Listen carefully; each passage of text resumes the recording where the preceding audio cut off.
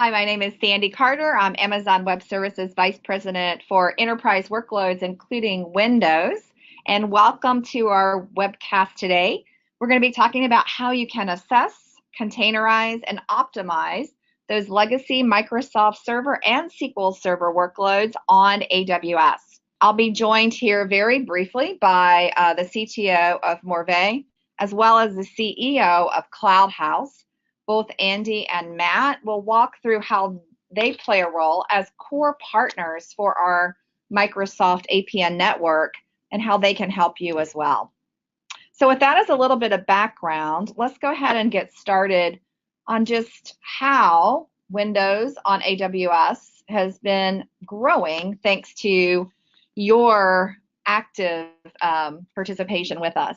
So Windows on AWS has been running for over 10 years. In fact, this year we celebrated our 10th anniversary or birthday.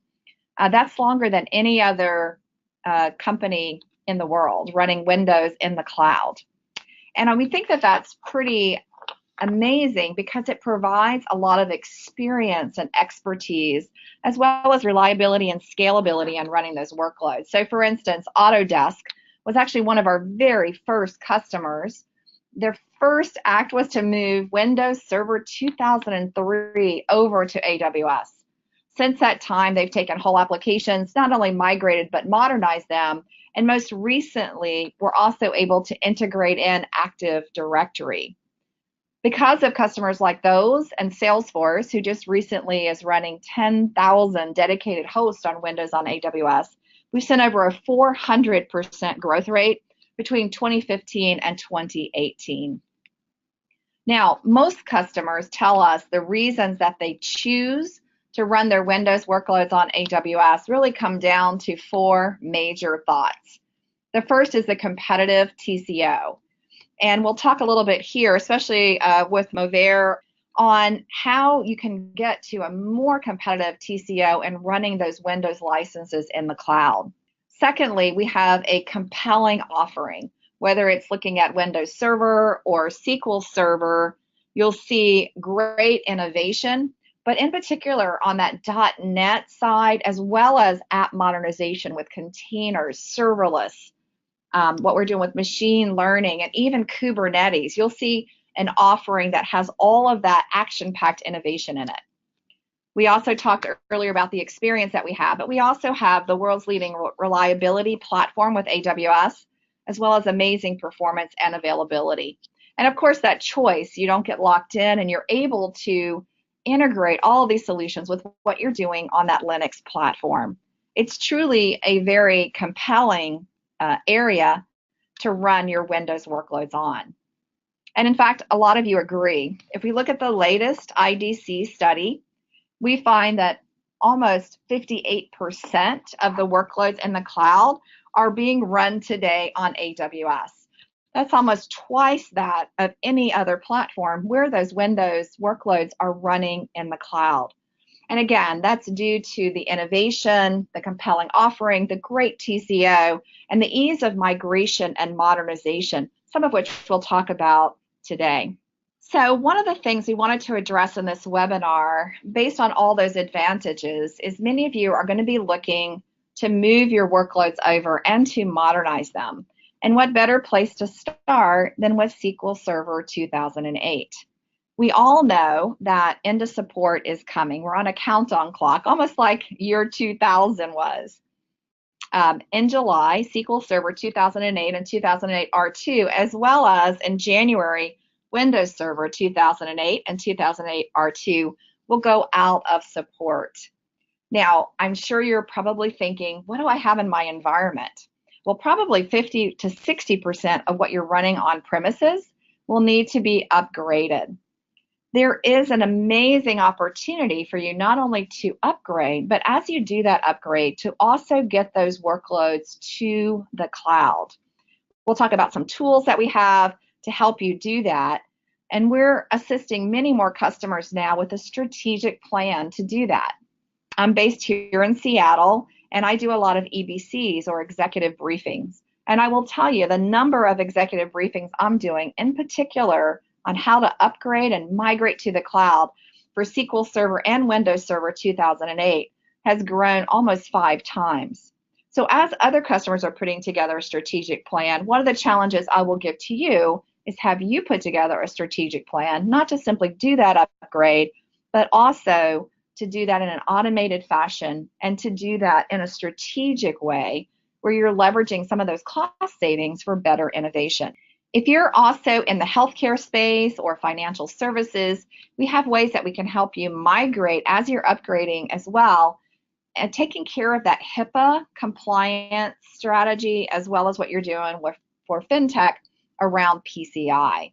So we are going to present how AWS provides that flexibility with our partners to be able to upgrade and modernize at the same time that you're looking at that upgrade strategy. Now, one of the really interesting things and questions that I get asked a lot is, how do I upgrade and how do I think about this? Well, that migration strategy is really specific to you and your company. In fact, we have this whole thing about the R's. Do you rehost, do you replatform, or do you refactor?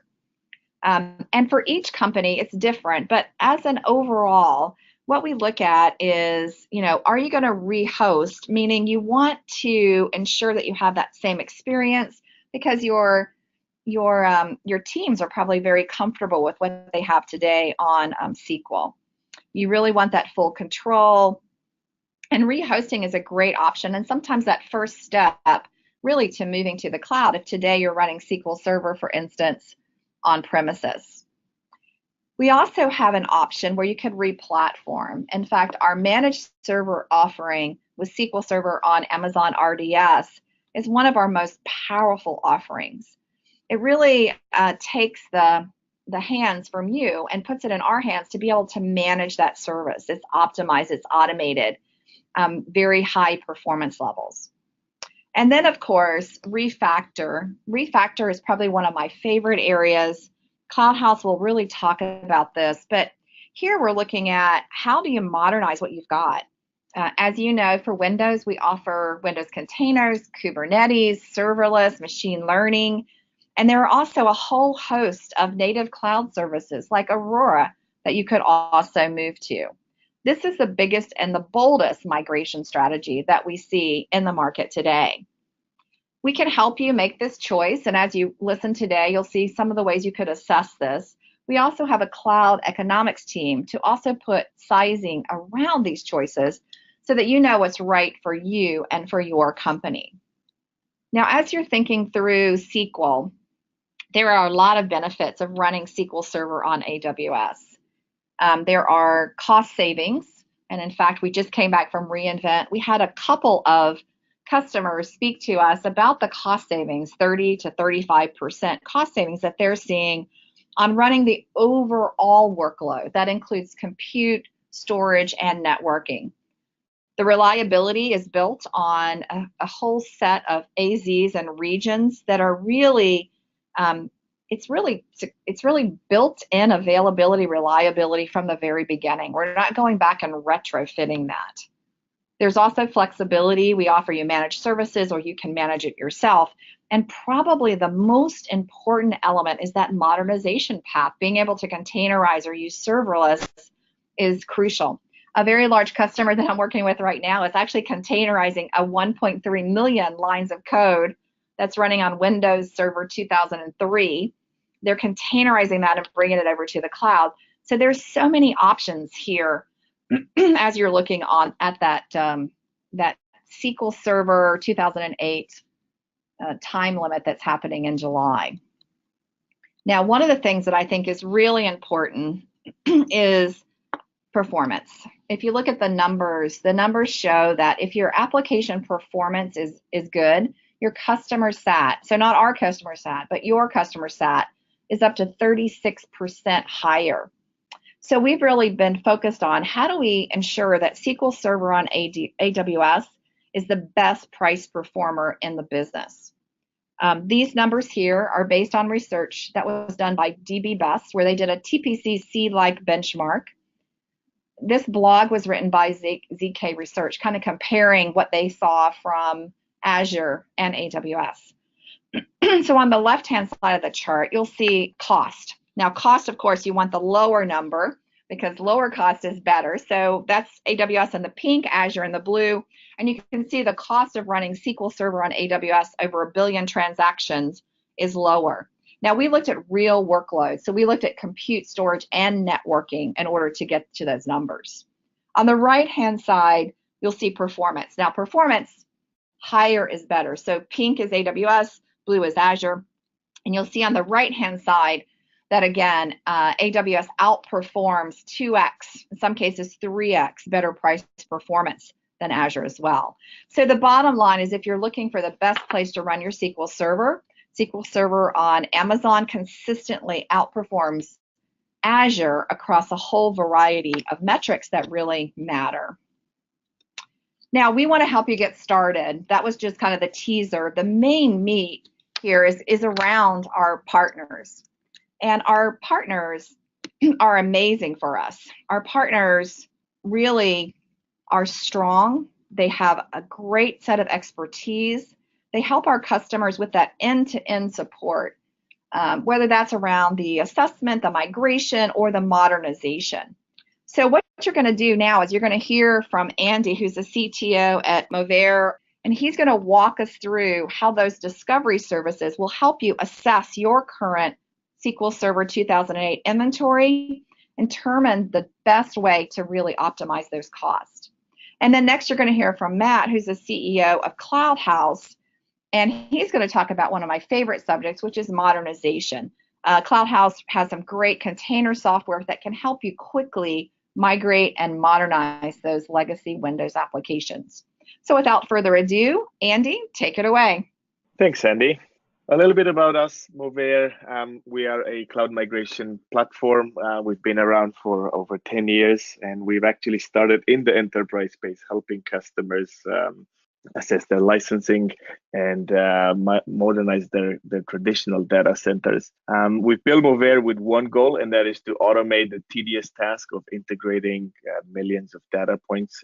We currently support over 40 data sources, from AD to VMware to physical boxes, workstations. We built our own intelligent bots that are self-throttling, which means they slow down when devices run hot, and then they pick up data at the process and thread level, both CPU, RAM, storage, IOPS, throughput, network. And we do all of that with very little human interaction and eliminating human error. 99.7% is our confidence level. We use statistical analysis, also known as data science now, to predict the most accurate size for a VM, whether it's moving to IaaS or going to PaaS. The interesting thing about some of those data points that you're seeing there is that they're actually collected from live customers. We've hit some high numbers, but at the same time we do keep an eye out for any type of workload, whether it's running on Windows with SQL, whether it's running on Linux, whether it's a very obscure version of Linux or a very predominant Windows. We tend to cover it. What's very important for us is the idea of data integration. And one of the first things that we do when we start working with a customer is actually looking at what runs in their environment. And SQL is typically one of the usual suspects that we run into. We quickly identify SQL running across both Windows and Linux servers. Once we find a SQL server, we go down to the database level, and obviously at the instance level, pulling things like version, edition, and even service pack. And we call out what we internally call service pack deviation, which means how many service packs are you behind from the latest one for that particular version. And we highlight those in different colors. Movere employs associative dimensioning, which means once you lock in on one metric, like for example, service packs, that metric carries through the entire user experience. So you can actually just focus on SQL servers, for example, that are more than one service pack behind the latest. Another thing that's really important is to call out the SQL servers that can migrate as is, meaning without any modification, versus the ones that need a little bit of patching or security updates before they can be migrated to the cloud. App dependency mapping is something we take very seriously here. Leaving no user behind is as important as moving one app, one server, or an entire data center to the cloud. And we do our app dependency mapping down to the user level. What you're looking at here is an example of our Sankey diagram, which links all the way on the far left-hand side servers to databases in the middle, to processes, to users, and to devices again on the right hand side, which now are technically the clients of SQL Server. We've done something that was typically called as being impossible, which is counting SQL cals. And that's how we do it. We actually can map a full end-to-end user going all the way from a SQL Server down to their connecting device, whether that's a server or a workstation client, what have you. Why this is important is because when you move a SQL dependent workload to the cloud, it's important to know all the users that touch that SQL Server, not just service accounts or system accounts that have been configured to talk to SQL. Our cloud profiling is done across a multitude of data points. I mentioned our actual resource consumption, which is performance data that we pull down to the process and thread level. That same performance data captures data for compute and network and storage, as well as the app dependency that I just mentioned earlier.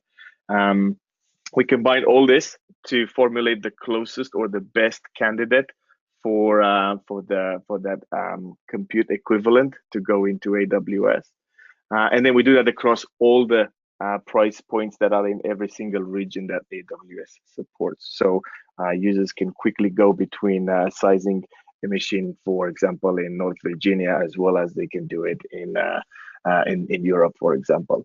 That level of detail is important when you size an enterprise level customer, which typically runs not in a single data center, but in multiple data centers, and finding the closest or the best suited data center from both the user response rate down to the millisecond level, and also from a price point perspective is very important.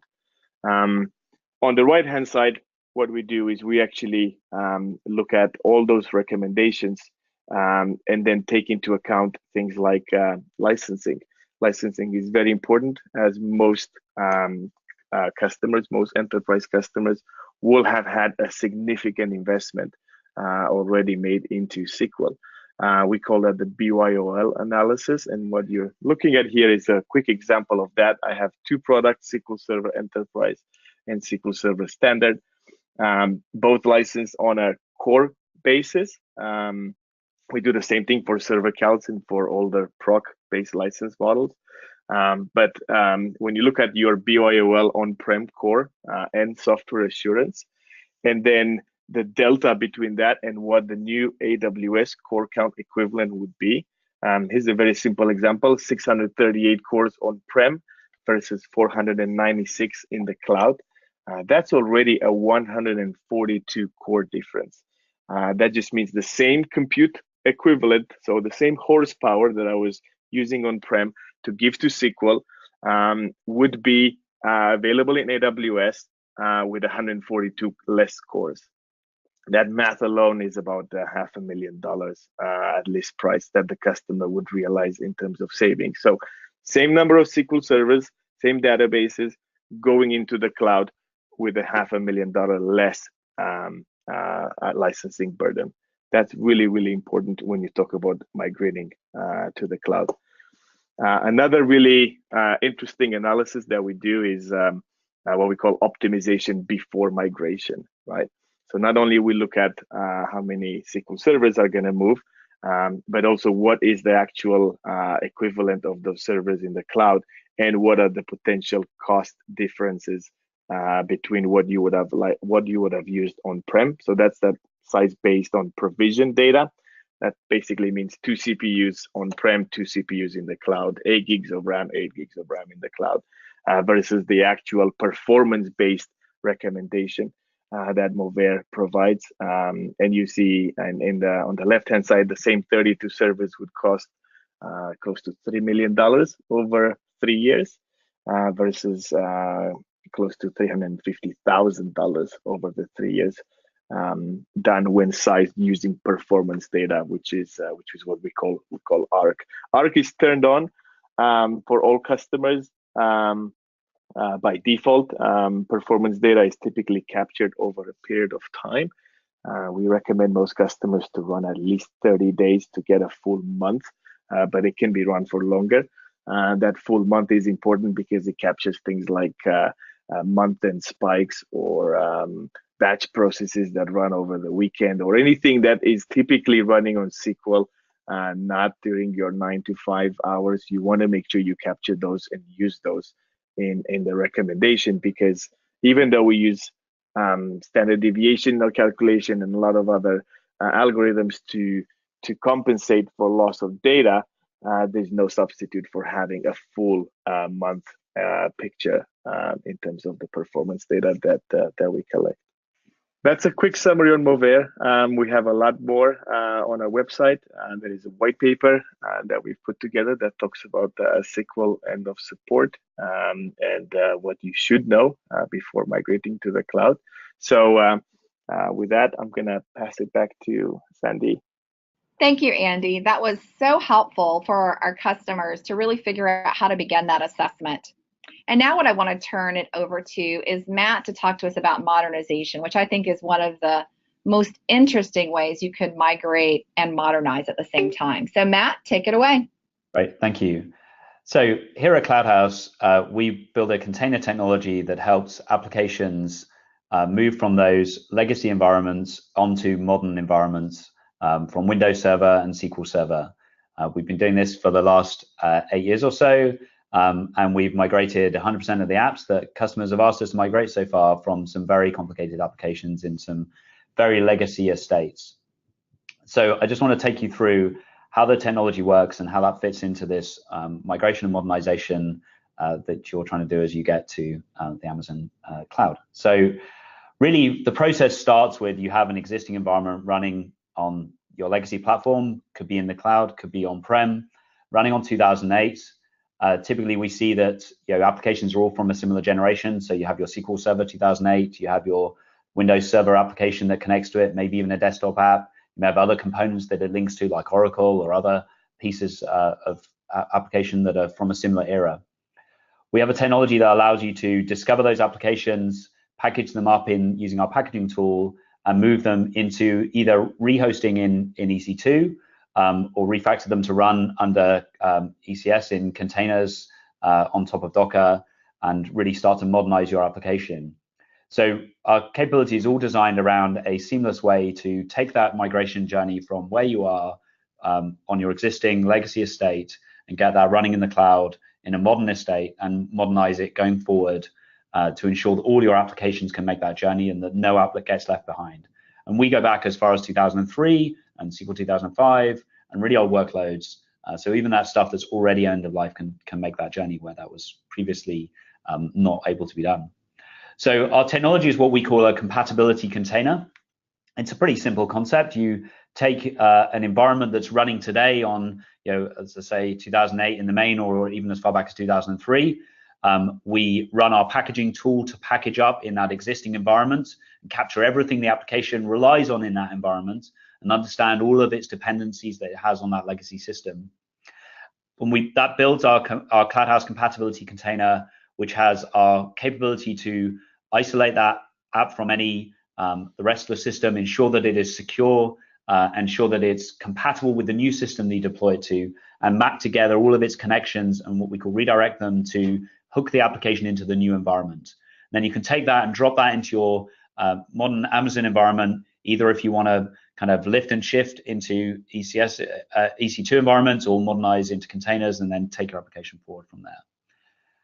And that really is part of the overall infrastructure of how you go through this end of support lifecycle. So we've talked a lot about SQL and how you have to deal with that. And Movere, I think, do a really great job of helping you understand the estate that your application interacts with and how it exists, what its requirements are around SQL. And there are some applications where absolutely you can start at the bottom here with taking your SQL Server, identifying that it's able to migrate to modern SQL and running that natively either in EC2 or on RDS, and having move that to SQL Server 2016. But there are some applications where it simply won't run on a newer version of SQL. And in that instance, we use our packaging capability to put it inside a Cloudhouse container, take that app, wrap it up inside a nice Cloudhouse container. As far as the old SQL engine is concerned, it's still running on old Windows, it's still running on your old network, still got the old IPs and everything it would talk to. Nothing has changed. It's living the dream back in 2008 as far as it's concerned. And we can then drop that into an EC2 environment or an ECS environment and have a secure container that wraps up and encapsulates your old SQL Server in a secure manner. Then in order to make that practical, the database on its own is not enough. As you saw, Movere had this really cool diagram. I love that diagram with the wavy lines that shows how all of the application components connect together, which is really important to understand. So your SQL Server apps, you don't have SQL on its own. It has an app that connects to it, whether that's a desktop app or a server application. And again, typically those applications come from the same era. So they run on old web servers, old Windows Server, which is clearly going end of life soon, may run on an old desktop as well. So we support the packaging of those into the Cloudhouse container, grab them in the environment they are, have a really simple process to containerize where they're successfully running today, with all that knowledge about what it requires, wherever it happens to be, on-prem, already in the cloud, whatever. Package that into a Cloudhouse container, run it through our packaging process. And again, as far as the app's concerned, nothing has changed. We deploy that app into the target environment. So if it's often there's desktop apps that connect to SQL Server, we allow those to be deployed into workspaces or AppStream, or if it's a server application, web server, app server, whatever it is, we deploy those into either lift and shift them into EC2 inside Cloudhouse container, but EC2 running on a Server 2016 OS, so there's no old Windows left, no old unsupported Windows running anymore, so you're completely secure and supported.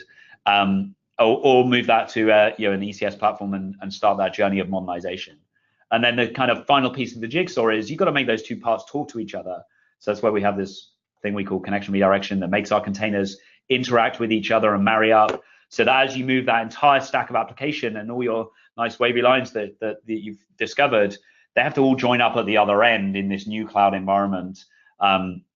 So the end game is get all of your application infrastructure, everything that the application takes to run, off of that unsupported platform into a modern supported platform, and then take it on a journey going forward where you can further modernize and then start bringing in new capabilities like some of the ones that Sandy talked around earlier that will help you plug in even more modern capabilities to your application and take it on that continuing life cycle forwards. So just to give you a real example here of kind of how that works, we engaged recently in a great project with Amazon around one of the very large Asia-Pacific banks. They have literally got thousands of Windows and SQL 2008 servers and hundreds of 2003 Windows and SQL Server 2005 running, and they're migrating all of that from an on-premise data center into AWS. And a lot of that is driven by compliance requirements to get to a supported platform. They can't be out of support. As a bank, clearly we've all seen in the press the banks that get hacked into, and it's often the legacy that's the weakest link that lets that happen. So you need to be on a secure and supported platform, and many regulations force that to happen.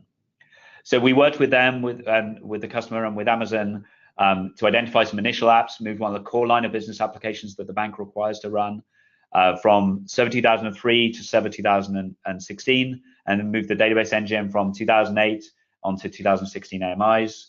And going forward, they will then further modernize those into containers on ECS and start to modernize the underlying application. Importantly, our capability allows you to do all of that with no code changes. And in this case, the customer didn't have any media.